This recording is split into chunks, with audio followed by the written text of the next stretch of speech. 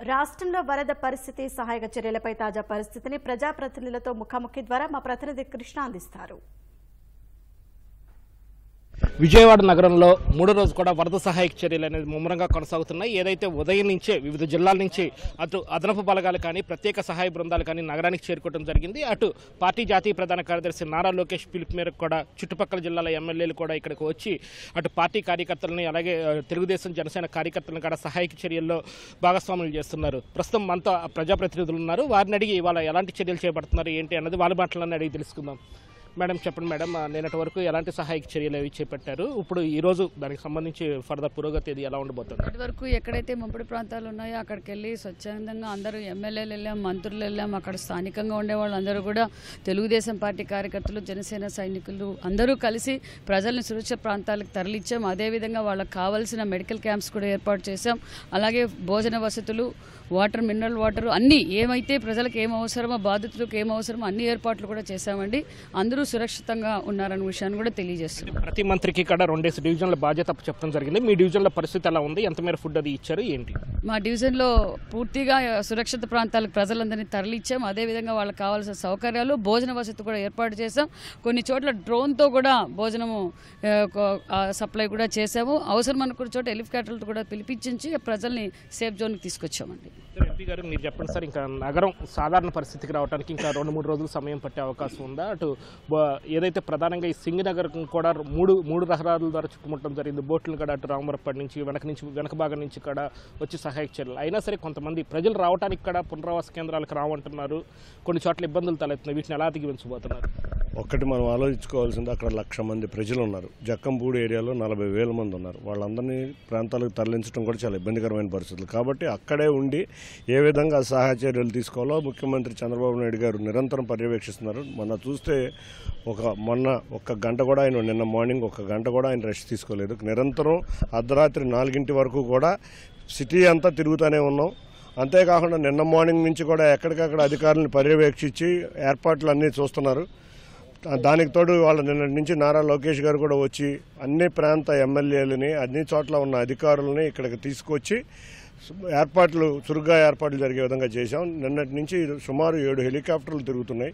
అంతేకాకుండా మొత్తం 6 లక్షల ఆహార ప్యాకెట్లు పంపిణీ చేయబోతున్నాం. మంచినీటి పంపిణీ చేస్తున్నాం. వైద్య కిట్లు కూడా హెలికాప్టర్ నుంచి డ్రాప్ చేస్తున్నాం. ముఖ్యంగా జక్కంపూడి కాలనీ, సింగనగర్ ప్రాంతంలో అధికంగా ఉంది. ఈ అధికంగా ఉన్న ప్రాంతాల్లో వివిధ మార్గాలు అన్వేషించి, అంతే రామర్పాడు ఏ వైపు నుంచి కానీ, నున్న వైపు నుంచి కానీ, అంతేకాకుండా అజిత్ సింగ్ నగర్ వైపు నుంచి కానీ మొత్తం అన్ని వైపుల నుంచి సహాయ కార్యక్రమాలు ముమ్మరంగా చేస్తున్నాం. ఇక్కడ అన్ని జిల్లాల నుంచి మంత్రులు, ఎమ్మెల్యేలు అందరూ వచ్చారు ఈ సహాయ కార్యక్రమాల్లో పాల్గొనడానికి. ఎమ్మెల్యేలకి కానీ సెక్రటేరియట్ లెవెల్లో, గ్రామ సచివాలయ లెవెల్లో ఎమ్మెల్యేలను అలాట్ చేయడం జరిగింది. వార్డు లెవెల్లో మంత్రులను అలాట్ చేయడం జరిగింది. ఐఏఎస్ ఆఫీసులను అలాట్ చేయడం జరిగింది. చురుగ్గా ముమ్మరంగా జరుగుతున్నాయి. ఏర్పాట్లు కావాల్సిన దానికన్నా అధికంగా ఉన్నాయి. బట్టలు రేపటి నుంచి బట్టలు ఇటువంటివి కూడా వాళ్ళే ఉన్నాయి. కానీ రేపటి నుంచి ప్రతి ఇంటికి బట్టలతో సహా అన్ని సహాయ కార్యక్రమాలు, మందులు ఇటువంటివి కూడా పంపించడం జరుగుతుంది. వెంకట్రావు గారు మీరు చెప్పండి సార్, ఇప్పుడు గన్నవరం నియోజకవర్గానికి కూడా వరద నీరు అనేది తాకుతోంది. అక్కడ కూడా కొన్ని జాతీయ రహదారి మీద కూడా విజయవాడ గన్నవరం మధ్యలో జాతీయ రహదారి మీద నీరు నిలిచిపోవటం, విద్యా సంస్థలకు నీళ్ళు వెళ్ళటువంటి వాటికి సంబంధించి ఎలాంటి చర్యలు చేపడుతున్నారు ఏంటి? పూర్తిగా గన్నవరం నియోజకవర్గంలో అయితే అంత పెద్ద ప్రాబ్లమ్స్ లేవు. సింగనగర్ లాగానో లేకపోతే జక్కంపూడి లాగా ఉన్న పరిస్థితి లేదు. కొన్ని చోట్ల మాత్రం అంబాపురం, కొన్ని ఎఫెక్టెడ్ ఏరియా విజయవాడ రూరల్ మండలంలో ఉన్నట్టు అడ్రస్ చేసాం. మొన్న రెస్క్యూ బయటకు తీసుకురావడం జరిగింది. దాదాపు 400 మందిని మేము ఆ రోజు మధ్యాహ్నం 2 వరకు. తర్వాత బోట్లు అందుబాటులో లేకపోవడం వల్ల ఆ సాయంత్రం వరకు లేట్ అయింది. కానీ తర్వాత బోట్స్ వచ్చినాక ముఖ్యమంత్రి గారు రివ్యూ చేసిన తర్వాత సిస్టమ్ అంతా ఫాస్ట్గా పనిచేస్తాం మొదలెట్టింది. ఎట్టి పరిస్థితుల్లోనూ చిన్న ఇబ్బందులు ఉన్నాయి. ఇప్పుడు ఎన్డీఆర్ఎఫ్ టీంతో వాళ్ళు హిందీ మాట్లాడటం, లోకల్ వాళ్ళు హిందీ మాట్లాడలేకపోవడం వల్ల ఇప్పుడు డిపార్ట్మెంట్ నుంచి పోలీసులని ప్రతి బోటుకి ఒకళ్ళు పెడతాం. కానీ నిన్న కొంచెం ఫుడ్ ఇబ్బంది, 20% పీపుల్కో 15% పీపుల్కో ఫుడ్ కొంచెం ఇబ్బంది అయిన పరిస్థితి. ఏ గ్రామం వెళ్ళినా ఎక్కడికి వెళ్ళినా పబ్లిక్ రోడ్ల మీదకి వచ్చి తీసుకునే పరిస్థితి ఉంది. ఇవాళ ఆ సమస్యను కూడా అధిగమిస్తాం. వాటర్ కానీ, ఫుడ్ కానీ, స్క్వేర్ సిటీ ఉందనే మాట ఇవాళ సాయంత్రం మీడియాలో రాదేటి పరిస్థితిలో. Thank you. సార్ ప్రవీణ్ గారు మీరు చెప్పండి సార్, ఎగువ ప్రాంతం మీ సైడ్ కూడా కొంత నిన్న ఎఫెక్ట్ అయింది, దానికి సంబంధించి సహాయక చర్యలు ఎలా చేపడుతున్నారు, అలాగే మీ శ్రేణులు కూడా ఇందులో భాగస్వాములు అన్నారు కదా, దానికి సంబంధించి ఎలాంటి చర్యలు సార్? విజయవాడ మొత్తం ఎఫెక్టెడ్ అని ఒక వార్త వస్తుందండి. అది కరెక్ట్ కాదు. ఒక 40% ఆఫ్ ది ఏరియా మాత్రమే ఎఫెక్ట్ అయింది. ఈ 40% ఆఫ్ ది ఏరియాలో ఉన్న పీపుల్ అందరినీ సురక్షిత ప్రాంతాలకు తరలించి వాళ్ళకి కావాల్సిన ఆహారపు ఏర్పాట్లు కానీ అకామిడేషన్ కానీ ఏర్పాటు చేయడానికి పూర్తిగా సన్నద్ధంగా ఉన్నారు మా పార్టీ కార్యకర్తలు కానీ అధికారులు కానీ. అట్లానే మా నియోజకవర్గమైన పెదకూరపాడులో కూడా అమరావతిలో కొంత పార్టు, అచ్చంపేటలో కొంత పార్టు ఈ వరదకు ఎఫెక్ట్ అయిన ఉంది. అక్కడ కూడా మా కార్యకర్తలు కానీ నాయకులు కానీ అధికారులతో కలిసి పూర్తి ఏర్పాట్లు చేస్తున్నారు. ఇవాళ వర్షం తగ్గితే పూర్తి కంట్రోల్లోకి వచ్చిందని అనుకుంటున్నాం. Thank you. వెంకటరాజు గారు మీరు చెప్పండి సార్, మీ ప్రాంతంలో వరద లేకపోయినా సరే ఈ ప్రాంతంలో ఉన్న వరద పరిస్థితిని సహాయక చర్యలు పాల్గొనేందుకు పక్క జిల్లాల ఎమ్మెల్యేల పిలుపు మేరకు మీరు కూడా మీ జిల్లా నేతలు కూడా రావడం జరిగింది. ఎలాంటి కార్యక్రమాలు పాల్గొనబోతున్నారు, ఎలాంటి సహాయం మీ ద్వారా అందించబోతున్నారు? అంటే ఒక ప్రకృతి విపత్తు వచ్చినప్పుడు, జనజీవనం స్తంభించినప్పుడు, ఇలాంటి విపత్కర పరిస్థితుల్లో నేరుగా ముఖ్యమంత్రిగా ఉన్న శ్రీ నారా చంద్రబాబు నాయుడు గారే నేరుగా సహాయక చర్యల్లో కార్యక్రమాల్లో పాల్గొనడం, నిత్యం పర్యవేక్షించడం ఈ కార్యక్రమాలు జరుగుతున్నాయి. ఇంకా ఎర్రతెరుపు లేని వర్షాలు కావచ్చు, నీటి ఇన్ఫ్లో కావచ్చు, దీన్ని ఇంకా ఫర్దర్గా ఇది ప్రమాదంగా మారక ముందు ప్రజలను ఆదుకోవడం. రెండోది ఆహారం, ఆరోగ్యం, ఈ రెండు అంశాల మీద కూడా దృష్టి పెట్టడానికి మాకు ఎవరైతే ఫ్లడ్ ఎఫెక్టెడ్ ఏరియాలు కానీ ఎమ్మెల్యేస్ అందరూ కూడా ఆయన పిలిపించారు. మా అందరికీ కూడా ఇక్కడ రెస్పాన్సిబిలిటీస్ ఇచ్చి మేము ఎమ్మెల్యేలు అందరం కలిసి మంత్రులతో కలిసి సమన్వయం చేసుకుంటూ ఆయా ప్రాంతాల్లో లోతట్టు ప్రాంతాల యొక్క సురక్షితం మరియు వాళ్ళకి ఆహారాన్ని నిత్యం అందించడం, అదేవిధంగా ఆరోగ్యపరమైన అంశాలు ఇలాంటి ఫ్లడ్ ఎఫెక్ట్ అయినప్పుడు వాళ్ళకి అంటు రోగాలు కానీ ఇతర ఇబ్బందులు కలగకుండా చేయడం. అదేవిధంగా చాలా ఇళ్లలో రోగులు ఉంటారు, అదేవిధంగా వైద్యం జరుగుతున్న వాళ్ళు ఉంటారు, వాళ్ళకి మెడిసిన్స్ అందించడం. ఆ డేటా కూడా చంద్రబాబు నాయుడు గారి యొక్క ఆదేశాలతో ఆ సమాచారం కూడా తీసుకుంటూ అప్పటికప్పుడు వాళ్ళకి అవసరమైన మెడికల్ కిట్స్ కూడా పంపించే ఆలోచన కూడా చేస్తున్నాం.